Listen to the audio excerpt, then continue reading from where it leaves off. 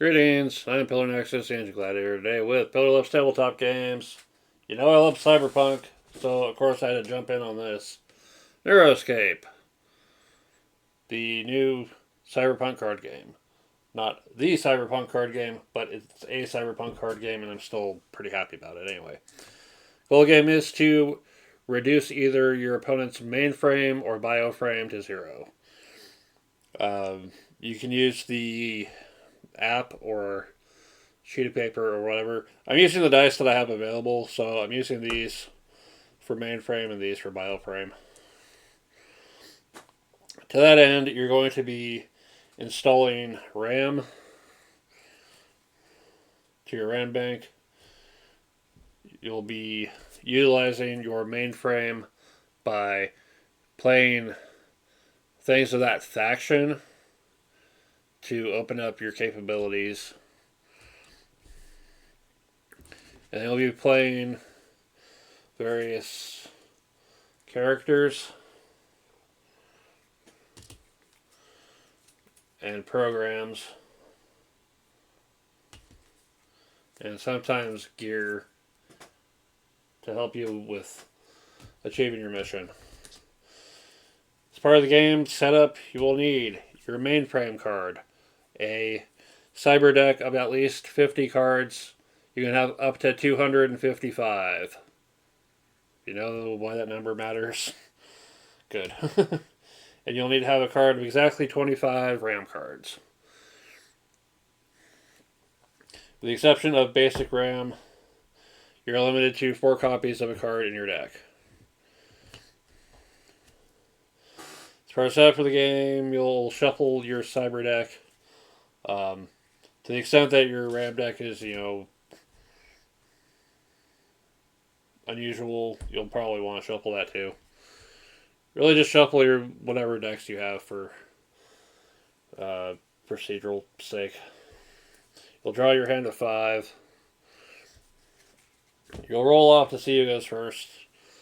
They say high roll. I like to just go with odd or even, asking my opponent, odd or even? Odd. Odd. Okay, you're going to go first. They'll have the option to take any number of cards from their hand and put them on the bottom of their deck and draw replacements. And the other player has options. And then that first player will take their first turn.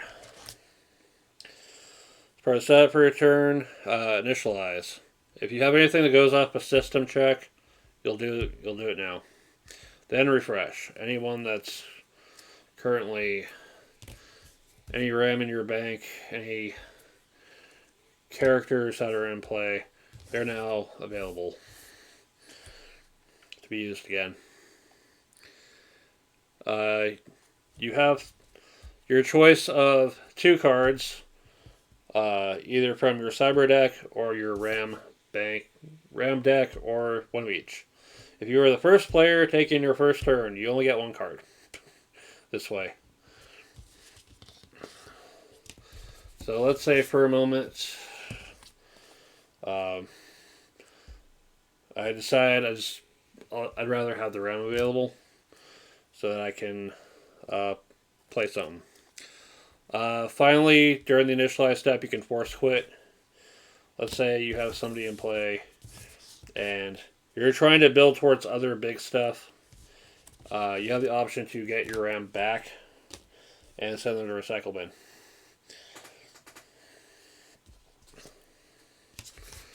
Alright.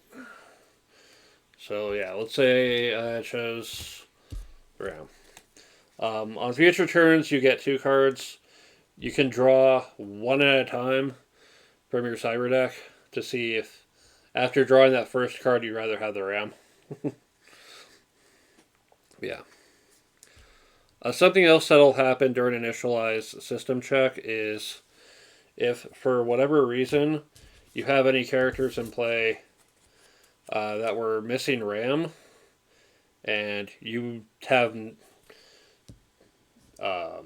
you didn't have a chance to respond with moving any RAM from your bank to them, there's a chance they might just disappear. You'll roll a d20. On a 10 or less, they'll be discarded. but know that you probably want to try to stabilize as soon as possible. Anyway, so let's say I chose the RAM option for the install or draw option. Deploy. Now you can start deploying stuff from your hand. If you do a script program, you will run your RAM, play it, do the thing it does, and it goes to the recycle bin. Some things will say Swift. They can be played during Swift checks. They can be played as a response to other people doing stuff. Otherwise, you play them when you have that priority on your turn to do stuff. Characters.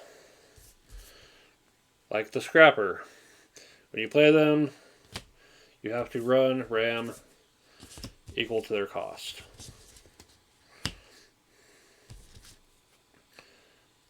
They might have abilities that require you to use RAM from your bank to do them. And also activate them as well. So on a future turn, when I've got like 2 RAM in my bank, I can activate the Scrapper and the 2 RAM and install 1 RAM running. Now on future turns I can probably focus on trying to get more cards.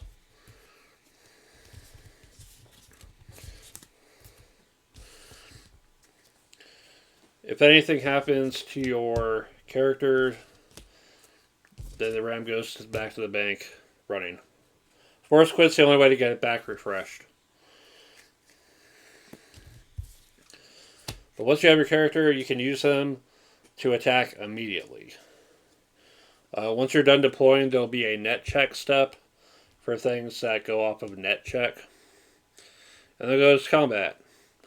It's like magic. There's a chance for people to do their Swift cards, and then you'll declare attackers. And then there'll be another chance to do Swift cards, and somebody will declare blockers. Your opponent will declare their blockers. Then there's one last chance for Swift cards, and then damage is dealt. The number you'll see on the bottom left are 2 numbers. The upper number is how much damage they do. The color is what type of damage they do. If for some reason, actually, yeah, I should probably point this out now. Let's say you have trouble recognizing red versus blue. I mean, blue is kind of close to green, so it might be a little bit rough. Look very carefully at the number, and you'll see next to it a little caret. The caret on the left side of the number means it's going to do mainframe damage, and the caret on the right side of the number is going to do bio damage. That's one little thing that I think is nice about this, that they thought of that. But Scrapper attacks is unblocked. They're going to do 1 bio damage to the opponent. Once either of these hits 0, that player loses. If you're the last player left, you win. Other things that might happen. Oh yeah, and then reset any stuff that happens at the end of the turn or lasts until the end of the turn goes off. Damage will get cleared off. It's a very specific thing here. On turn end happens first, then you clear any damage, and then until turn end effects happen, and then you pass turn. Yeah, as soon as a character takes any damage, track it, and as soon as there's enough damage to exceed its defense, which is going to be the number at the bottom, they're destroyed.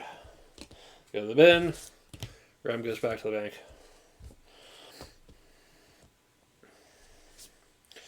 Yeah, just back and forth, um, get rammer cards, check other stuff.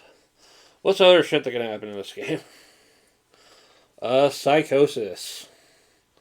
You might declare one of your characters as an attacker, and it might be subject to psychosis. You'll have to roll. Where is it?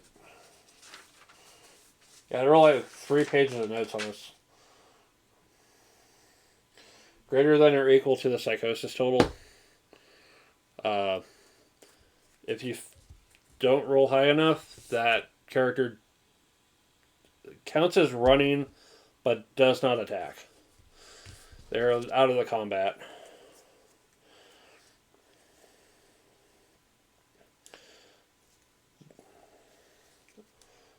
There are other things that happen as well. Things like environment cards can go into play.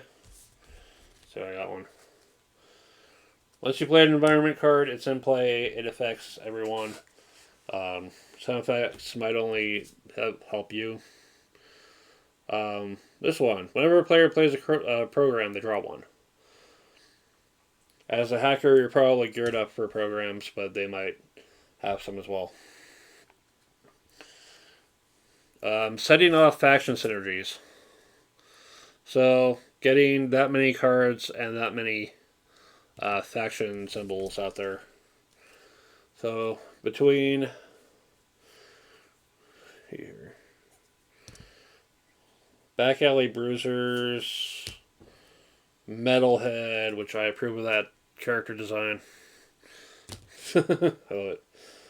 Scrapper and Arc. 4 cybernetic characters means the second effect is in play. If it says instead, you'll do that instead of the top one.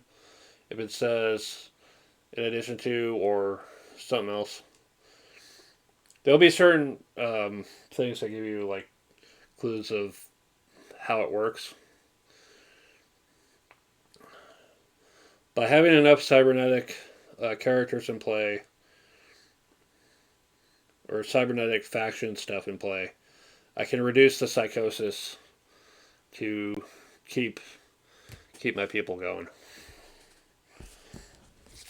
Protocols will go to your mainframe. You're limited to 3. You can play virus protocols on enemy mainframes. Yeah, figure out how to deal with it. Gear. Characters can have gear attached.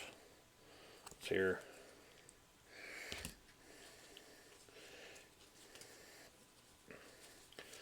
You'll notice on the top, left, bottom, and right of the card are these little tabs. It'll be like 1 to 3. You have to be that. You have to have that many tabs to use that high of a gear on the character. They can use lower level gear, but a lower level character cannot use higher level gear. So Metalhead can use the drive saw. And of course you're going to have to put stuff in your... you're limited to 1 item per slot.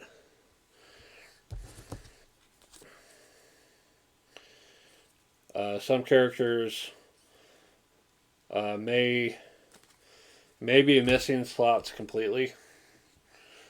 I've yet to see them. But in general, the more powerful the character, the more powerful the gear they can use. And of course, when the character is destroyed, the gear goes with them. If the character leaves play, like maybe they get sent back to your hand or your cyberdeck, the gear gets discarded anyway. And things can counter. There are counter effects. It'll feel a little bit like magic, but that's generic resource approach that is separate in its own little deck. And then letting you have the option of, do I increase my resource capacity or do I draw more cards? It's always appreciated as an option.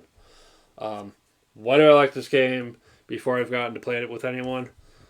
Precisely because of the one. I love cyberpunk. That's my go-to. But I appreciate what this game's trying to do. Keep the mana separate and general. Give you the option of more resources or more cards on your turn. The fact that you have to commit your resources to your characters adds a very interesting approach. All this RAM committed to one character when I could have it as options to do more stuff with, you know.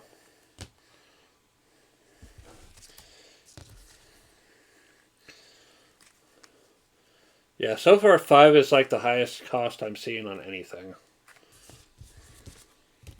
Yeah, this came out of nowhere as far as I'm concerned. It just showed up at our store one day. It's like, how much is this? The 2-player set was not too bad. Oh yeah, that's another thing I want to point out is kind of an interesting little positive. Let me show you real quick.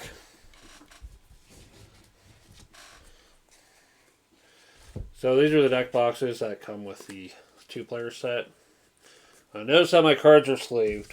This is going to matter in a moment. Alright. There's the whole deck. There's the box. Those are cards that are sleeved. It is a deck box that accounts for the fact that cards are sleeved, usually. Why is it that hard for anyone else to do it? Looking at the booster boxes we got in, packs being like $5.50 after sales tax, ain't too bad. That's like Riftbound levels. Pre-Vendetta Riftbound levels. Especially as downright crazy as Magic's getting with prices. $5 for a pack with 15 cards. Hell yeah. This is the booster pack that comes with the 2-player set. Let's go ahead and open it up. Well, let's see what we got here. Yeah, I'm really liking the art. They make it a point. This is like actual human-made art, for crying out loud. And honestly, it looks awesome. Again, I approve. Alright. Let's see what we got in this. There are sealed and draft formats, of course. There's the 2v2 formats as well. Oh yeah, that's right. Factions are going to be at the bottom right of the card. But also in the text on the bottom of the type. We got Dust Runners. Oh, there's a weird thing to bring up. Tethers. Tethers require you to have 2 characters, and they will combine them together to do stuff.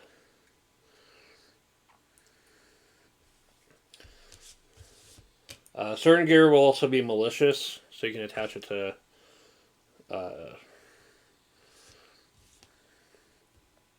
other characters other than your own.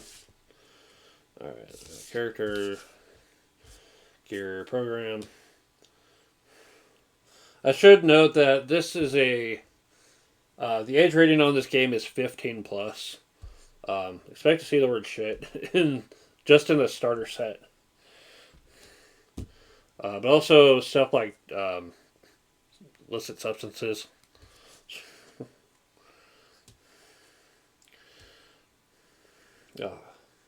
Again, I love the art. Alright. Oh yeah, some of the cards are referred to as tarot. They require certain. Yeah, anything in the upper right is a requirement. You have to have that in play to use it. Let's see here, priest. Some of the tarot cards will say reverse. You'll have to have the ability to use reverse options in order to use it. Dust double glaive. Alright. Spotlight. Spotlight and the Thrasher Corpo mainframe. Oh, that's pretty cool. Yeah. I just fucking love the look of this, man. I love cyberpunk. And I'm happy to have a cyberpunk card game.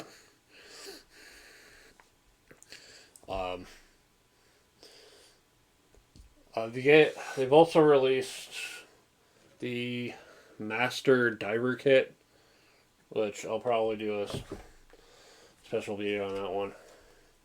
Which comes with a double-sided poster featuring the Atomic Kitty.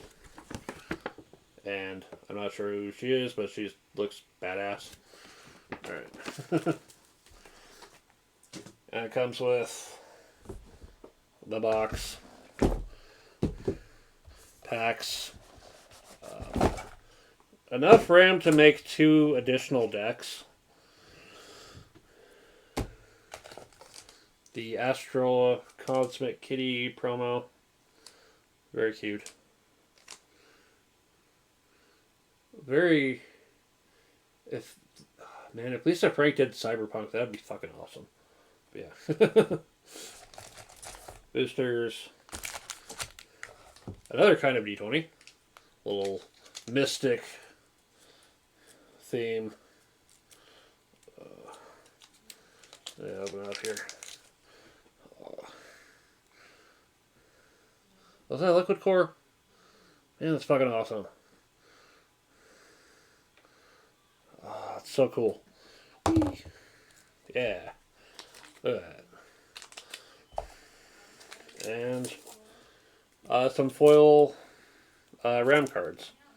Inspired by factions. Yeah. Neuroscape. It's out there.